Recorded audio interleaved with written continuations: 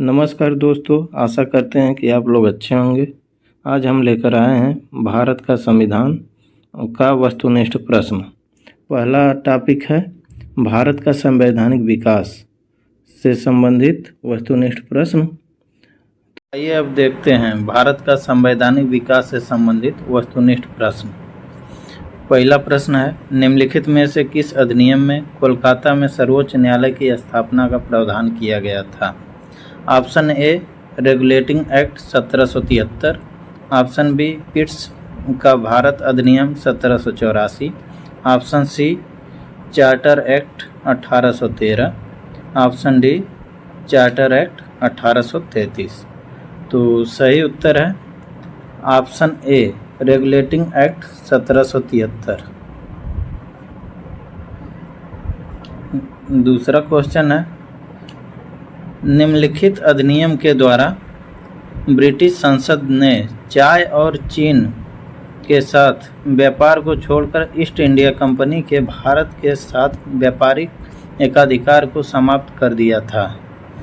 तो इस option A है 1813 का चार्टर अधिनियम, ऑप्शन बी 1833 का चार्टर अधिनियम, ऑप्शन सी 1853 का चार्टर अधिनियम, ऑप्शन डी 1873 का चार्टर अधिनियम। तो सही उत्तर है ऑप्शन ए 1813 का चार्टर अधिनियम। प्रश्न 3 है, किस अधिनियम ने भारतीयों को अपने देश के प्रशासन में कुछ हिस्सा लेना संभव बनाया? ऑप्शन ए है चार्टर एक्ट 1833, ऑप्शन बी है चार्टर एक्ट 1853, ऑप्शन सी है government of India act 1858, option D है इंडियन काउंसिल एक्ट 1861। तो इसका सही उत्तर है ऑप्शन ए चार्टर एक्ट 1833 के तहत भारतीयों को अपने देश के प्रशासन में कुछ हिस्सा लेना संभव बनाया। आइए चौथा प्रश्न देख लेते हैं, निम्नलिखित में से किस अधिनियम के अंतर्गत भारतीय विधान परिषद को बजट पर बहस करने की शक्ति प्राप्त हुई?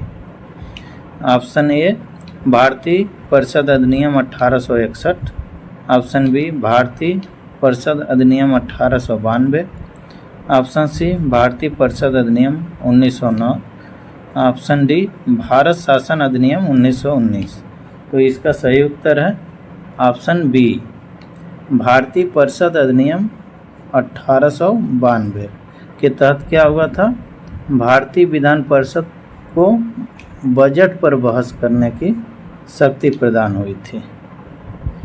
आइए पांचवा प्रश्न देखते हैं, ब्रिटिश शासन में सांप्रदायिक प्रतिनिधित्व की व्यवस्था निम्नलिखित में से किस अधिनियम द्वारा की गई थी?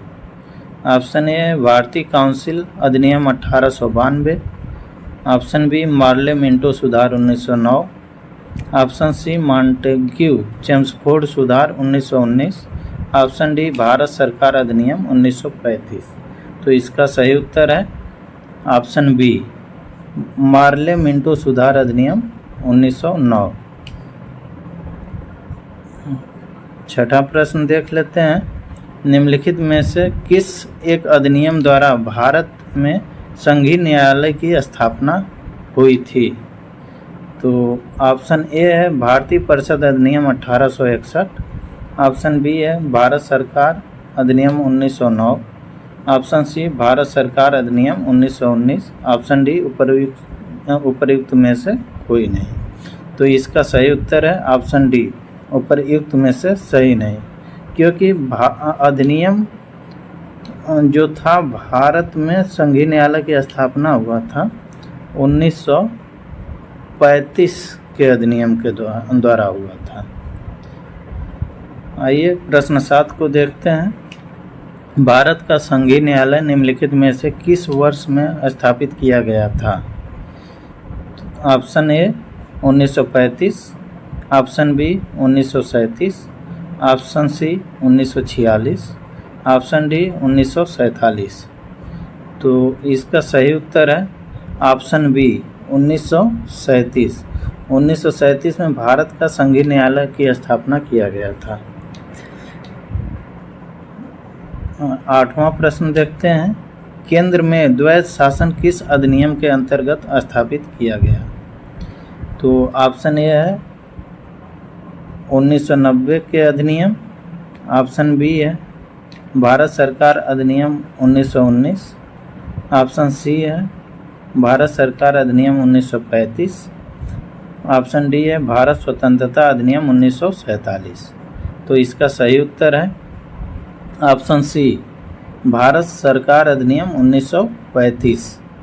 1935 अधिनियम के तहत केंद्र में द्वैध शासन की स्थापना किया गया था। 9वां प्रश्न देख लेते हैं, निम्नलिखित में से किसने ब्रिटिश भारत में प्रांतीय स्वायत्तता शुरू की? ऑप्शन ए है कैबिनेट मिशन, ऑप्शन बी है साइमन कमीशन, ऑप्शन सी है भारत सरकार अधिनियम 1935, ऑप्शन डी है भारत सरकार अधिनियम 1919। तो इसका सही उत्तर है ऑप्शन डी भारत सरकार अधिनियम 1919 के तहत ब्रिटिश भारत में प्रांतीय स्वायत्तता की शुरुआत किया गया था। 10वां प्रश्न देख लेते हैं, भारतीय विधान पालिका प्रथम बार द्विसदनी बनाई गई थी। ऑप्शन ए 1892 के भारतीय काउंसिल एक्ट द्वारा, ऑप्शन बी 1909 भारतीय काउंसिल एक्ट द्वारा, ऑप्शन सी 1919 के भारत सरकार अधिनियम द्वारा, ऑप्शन डी 1935 के भारत सरकार अधिनियम द्वारा। तो इसका सही उत्तर है ऑप्शन सी 1919 के भारत सरकार अधिनियम के द्वारा भारतीय विधान पालिका को प्रथम बार द्विसदनी बनाया गया था। आइए प्रश्न 11 देख लेते हैं, भारत शासन अधिनियम 1919 के अंतर्गत भारतीय विधायिका का अंतिम निर्वाचन किस वर्ष में आयोजित किया गया था?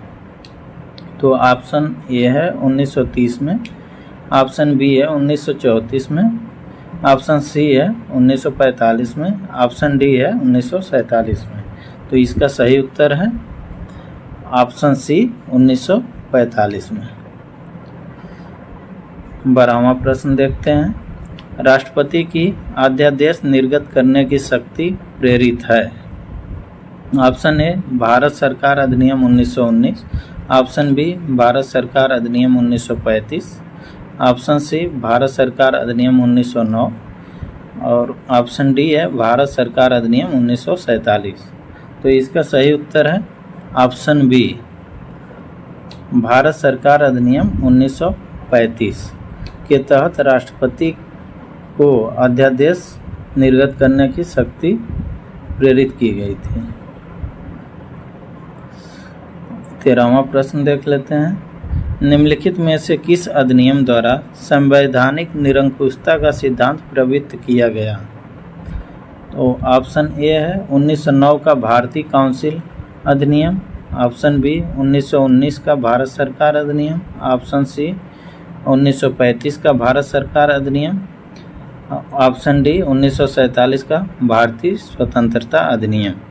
तो इसका सही उत्तर है ऑप्शन सी 1935 का भारत सरकार अधिनियम के तहत निरंकुशता का सिद्धांत को प्रवृत्त किया गया था। आइए 14वां प्रश्न देख लेते हैं, भारत के संविधान में केंद्र और राज्यों के बीच किया गया शक्तियों का विभाजन इनमें से किसमें उल्लिखित योजना पर आधारित है? तो ऑप्शन ए है मार्ले मिंटो सुधार 1909, ऑप्शन बी मॉन्टेग्यू चेम्सफोर्ड अधिनियम 1919, ऑप्शन सी भारत सरकार अधिनियम 1935, ऑप्शन डी भारतीय स्वतंत्रता अधिनियम 1947। तो इसका सही उत्तर है ऑप्शन सी भारत सरकार अधिनियम 1935 के तहत क्या किया गया था? भारत के संविधान में केंद्र और राज्यों के बीच शक्तियों का विभाजन किया गया था। आइए प्रश्न 15 को देख लेते हैं, एक संघीय व्यवस्था और केंद्र में द्वैध शासन में लागू किया गया था। यानी संघीय व्यवस्था और केंद्र में द्वैध शासन किस अधिनियम के तहत लागू किया गया था? तो ऑप्शन ए है 1909 के अधिनियम द्वारा, ऑप्शन बी है 1919 के अधिनियम द्वारा, ऑप्शन सी है 1935 के अधिनियम द्वारा, ऑप्शन डी है उपर्युक्त में से कोई नहीं। तो इसका सही उत्तर है ऑप्शन सी, 1935 अधिनियम के तहत केंद्र में द्वैध शासन और एक संघीय व्यवस्था का प्रावधान किया गया था। आइए प्रश्न 16 को देख लेते हैं। अखिल भारतीय महासंघ स्थापित करने का प्रावधान शामिल किया गया था। ऑप्शन ए भारत सरकार अधिनियम 1935 में, ऑप्शन बी अगस्त प्रस्ताव 1940, ऑप्शन सी भारत सरकार अधिनियम 1919 में, ऑप्शन डी कैबिनेट मिशन प्रस्ताव 1946 में। तो इसका सही उत्तर है ऑप्शन ए, भारत सरकार अधिनियम 1935 में अखिल भारतीय महासंघ की स्थापना किया गया था। 17वां प्रश्न देख लेते हैं। निम्नलिखित में से किस अधिनियम ने भारत में संघीय शासन की व्यवस्था दी थी? ऑप्शन ए है भारत सरकार अधिनियम 1909, ऑप्शन बी भारत सरकार अधिनियम 1919, ऑप्शन सी भारत सरकार अधिनियम 1935, ऑप्शन डी भारत स्वाधीनता अधिनियम 1947। तो इसका सही उत्तर है ऑप्शन सी, भारत सरकार अधिनियम 1935। 18वां प्रश्न देख लेते हैं। 1935 के अधिनियम द्वारा स्थापित संघ में अवशेष शक्तियाँ किसको दी गई थी? तो इसका सही उत्तर है पहले तो ऑप्शन ए संघीय विधानपालिका को, ऑप्शन बी प्रांतीय विधानमंडल को, ऑप्शन सी गवर्नर जनरल को, ऑप्शन डी प्रांतीय गवर्नरों को। तो इसका सही उत्तर है ऑप्शन सी, गवर्नर जनरल को। 19वां प्रश्न देखते हैं। निम्नलिखित में से कौन सा एक भारत शासन अधिनियम 1935 में स्वीकार किया गया महत्वपूर्ण और अस्थायी अवयव नहीं है? यहाँ पे पूछा क्या है? महत्वपूर्ण और अस्थायी अवयव नहीं है, हमको देखना है। तो ऑप्शन ए है देश के लिए लिखित संविधान, ऑप्शन बी है विधानमंडल के लिए निर्वाचित एवं जवाबदेह प्रतिनिधि, ऑप्शन सी यह संघ की योजना पर विचार, ऑप्शन डी विधानमंडल के लिए सरकारी सदस्यों का समावेश किया जाना। तो इसका सही उत्तर है ऑप्शन ए, देश के लिए लिखित संविधान। इसमें स्वीकृत मतलब भारत शासन अधिनियम 1935 के तहत स्वीकार किया गया महत्वपूर्ण और अवयव नहीं था, अस्थायी अवयव नहीं था। तो देश के लिए लिखित संविधान का प्रावधान नहीं था उस समय। आइए प्रश्न 20 को देखते हैं। 1935 का गवर्नमेंट ऑफ इंडिया एक्ट क्यों महत्वपूर्ण है? ऑप्शन ए, यह भारतीय संविधान का प्रमुख स्रोत है, ऑप्शन बी इसके द्वारा भारत को स्वतंत्रता मिली, इसमें भारत विभाजन उल्लिखित है, ऑप्शन डी इसके द्वारा रियासत होना चाहिए, यहाँ पे रियासत समाप्त हुई। तो इसका सही उत्तर है ऑप्शन ए, यह भारतीय संविधान का प्रमुख स्रोत है। क्योंकि जब संविधान का निर्माण किया जा रहा था उस समय 1935 के गवर्नमेंट ऑफ इंडिया एक्ट से लगभग आधे क्या लगभग 1/3 भाग वहीं से सेम टू सेम उठा लिया गया था, जिसे मिनी संविधान के रूप में भी जाना जाता है। आइए प्रश्न 21 को देखते हैं। निम्नलिखित अधिनियम में से किस अधिनियम के फलस्वरूप बर्मा भारत से अलग हुआ? इंडियन काउंसिल एक्ट 1909 के तहत, option B government of India act 1919 के तहत, option C government of India act 1935 के तहत, option D Indian independence act 1947 के तहत। तो इसका सही उत्तर है option C, government of India act 1935 के तहत क्या हुआ था, बर्मा को भारत से अलग कर दिया गया था। वीडियो अच्छा लगा तो चैनल को सब्सक्राइब करें, वीडियो को लाइक करें और शेयर करें। Thank you.